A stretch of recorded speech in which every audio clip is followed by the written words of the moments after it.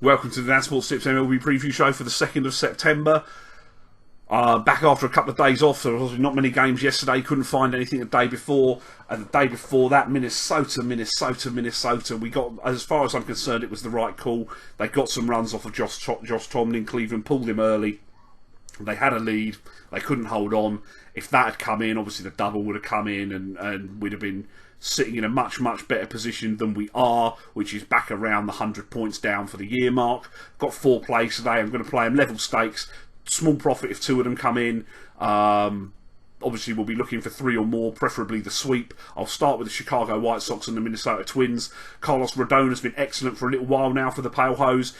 He does seem to be a streaky pitcher with periods of good and bad pitching, so we should jump on board while the going is good. He's gone 3-0 with a 1.47 ERA in the month of August, and will face Kyle Gibson of Minnesota, who in contrast had a 6.62 ERA throughout that month. Both these teams aren't going anywhere this year. They may try some youth now that rosters have expanded for September. It's a good looking spot for the Sox to break their 4-game losing streak. I will take them on the run line in this game at just above 6-4. The Arizona Diamondbacks are going into Coors Field to face the Colorado Rockies. This isn't as strong a selection as I initially thought. This was going to be more than the standard 4 points.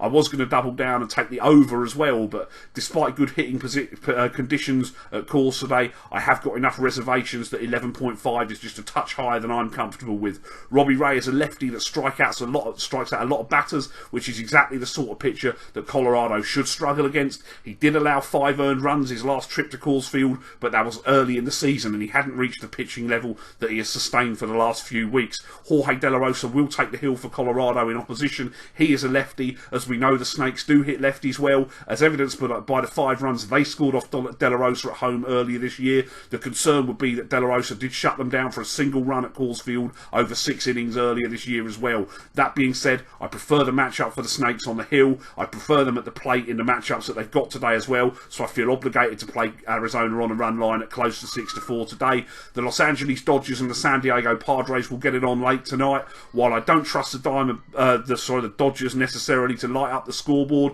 it is difficult to trust the Padres as well. The pitching matchup is clearly in favour of Los Angeles, who sent Julio Urias to the mound. He has grown into the role throughout the season of starting in the big leagues, but he does not pitch deep into the games, failing to go past 6 in any game. They will be watching his pitches carefully as well, because he is on a pitch count limit, innings limit for the season, and he is approaching that number now. That being said, with roster expansion in full effect, there will be plenty of relief pitchers to use. We could also see some changes in the Padres lineup as their rebuild is in full effect, and they may take the opportunity to look at some of their prospects getting a late season cup of coffee in the big leagues. The Dodgers are much less likely to do that, as they're in a tight race with San Francisco to win the National League West. So I'm happy enough to trust the Dodgers offense to outscore the Padres, particularly as they get to face Clayton Richard today, who has never really developed into the pitcher that I thought he might, dating back to his days with the Chicago White Sox. So at even money, I'm happy to play the Dodgers on the run line.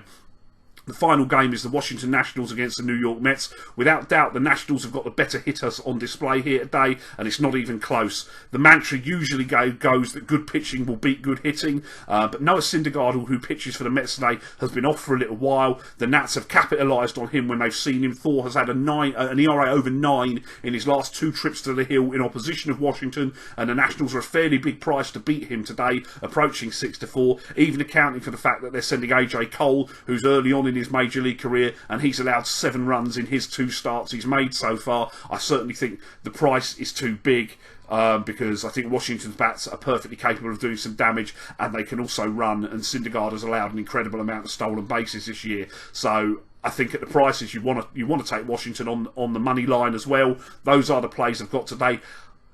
I don't think there'll be any more, but do take a look at the Twitter account at dansports.tips, just in case I do put. I was looking at a few things on Paddy, sort of doubles, home run doubles, maybe performance lines, that sort of thing. Don't forget to like this video, subscribe to the channel, give me a follow on Twitter. Let me know in the comments what you think of the play today, and I will see you tomorrow. Play ball.